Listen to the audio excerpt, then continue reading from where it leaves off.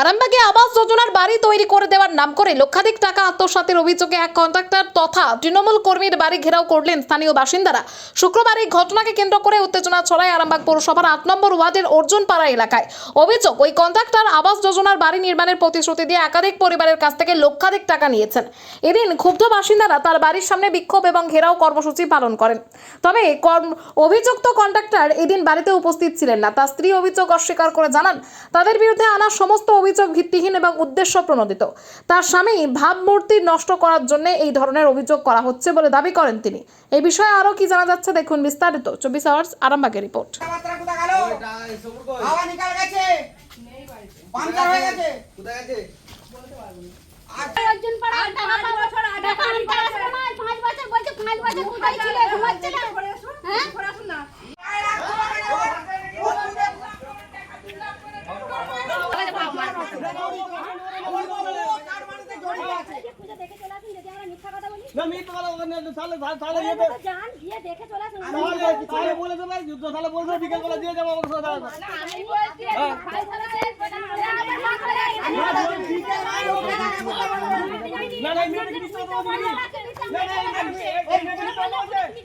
এমনি পয়সা দেয়নি, ও যদি বাপ যদি ছেলেকে পয়সা দেয় তার জন্য একটা কাগজ করে নেয়, কিন্তু ওরা এসে আমাদের উপরে ইচ্ছাকৃত নির্যাতন করছে।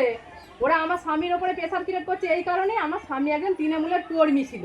আমি বলছি ভোটটা তো যেটা নাগরিক অধিকার, আমি ভোট দিয়েছি, আমি কাউন্সিলরও নয়, আমি মানে বিরাট মুখ্যমন্ত্রীও নয়, আর আমি কিছুই নয়।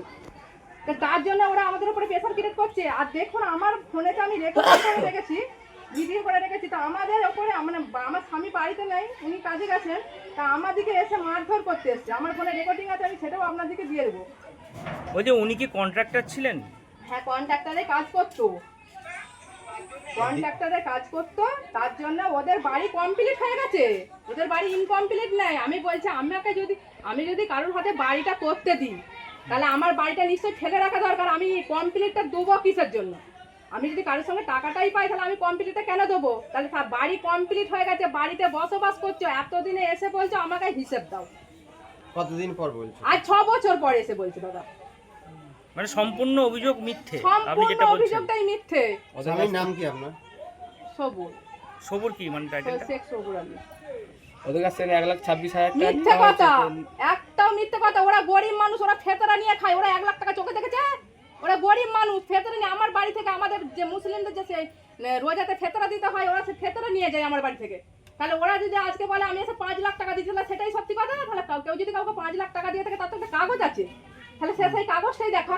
আপনি কি ওনার স্ত্রী? হ্যাঁ, আমি ওনার স্ত্রী। 1,26,000 কিসের জন্য নিয়েছিল? কতদিন আমার অত মাথায়, আমার এমনি প্রেসার সুগারের মানুষ বাবা মাথা মনে নেই। না আপনার বাড়ি হয়নি? বাড়ি ও করেন। তাহলে আপনার কাছে টাকা কেন দিলেন আপনি? ও কন্ট্রাক্টর। ওকে না, এই যে ওকে তাহলে টাকাটা দিলেন না? টাকাটা কেন দিলেন শুনো, ও যখন প্রথম যখন কন্ট্রাক্টরটা নিল, আমার জায়গাটা গর্ত আছে, আমাকে বললো কি পৌরসভায় তোকে 25,000 টাকা দিতে হবে এতে আর ব্যাংকেতে। আর আমাকে এমনি পার্টিগত ব্যাপারে এমনি জিনিসপত্রের দাম বেশি বলে 25,000 টাকা দিতে হবে। আর তুমি যে উঁচু করবে বলছো, সেই জন্য তোমাকে টাকা দিতে হবে। আমি হ্যাঁ, আমি উঁচু যেখানে করবো আমাকে দিতে হবে। আমি সেই লেগে 50,000 টাকা দিয়েছি। আমি একবার দিয়েছি 50,000, একবার দিয়েছি 25,000, আর একবার দিয়েছি 26,000। কতদিন আগে আপনার টাকাটা দিয়েছিলেন? আমার অত মনে নেই। তাহলে এতদিন পর আসছেন? আমি ওর ঘরে এসে এসে আমার জুতো ছিঁড়ে গেছে। আর কাউন্সিলরকে বলুন, বলতে কি তুমি দেখো এখন কিছু করনি, ছেলেটা এমনি ফেসে গেছে, টাকা পয়সা খরচা হয়ে গেছে, তুমি এখন যে করে ঘরটা করো, নাহলে ঘরটা বন্ধ হয়ে যাবে।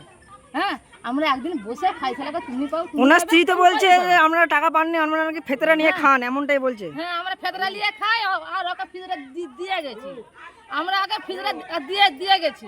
হ্যাঁ, যে পার্টির লোক আমাকে এইটা বললো। আবার একদিন কাউন্সিলর ছেলেকে বলছে যে বাবু কি আবার 5-6 বাজে দেখা হয়েছে। আমি কী দেবো, আমি টাকা ফাইসলা করি বললি, আমার চারধারে সব লোন চলছে, আর বললো না টাকা চলছে, আমি সুদ দিতে পারছি না, আমার কিছু আদায় করে দেয়, মেয়েরা শোধ করলি বাজাও, টাকা পয়সা আসে দিবে। কোথায় বাড়ি আপনার?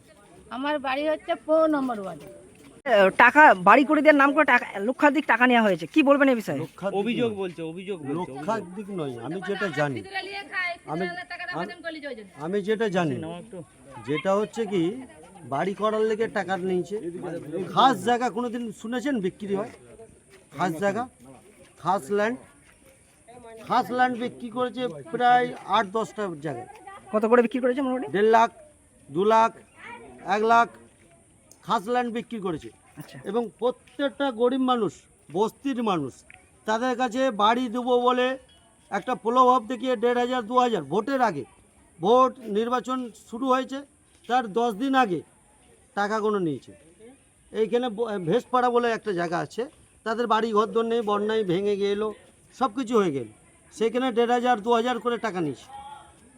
এটা গেল। আপনি শুনলেন একটা মহিলার কাছে, আর একটা মহিলা চিল্লাচ্ছিল, ওর কাছেও টাকা নিয়েছে। আপনি চলে যান ওই পাশে ভেস্ট ল্যান্ডগুলো বিক্রি করেছে। কি ব্যবস্থা গ্রহণ করবেন বলছেন? আমি বলছি আইনের দ্বারস্থ হব। আইনে কেন এই কারণে দ্বারস্থ হব, ওটাকে বলেছিলাম যাদের কাছে যা টাকা নিয়েছো সুস্থভাবে মানুষকে ডেকে টাকাগুলো ফেরত দাও। 19 সালে এরকম করেছিল। 19 সালের পর আমার 19টা যখন সিট পাই, কিছু ব্যক্তি ফেরত দিয়েছিল তৎকালীন যারা নিয়েছিল, তারা আর ওই দিকে পা দেয়নি।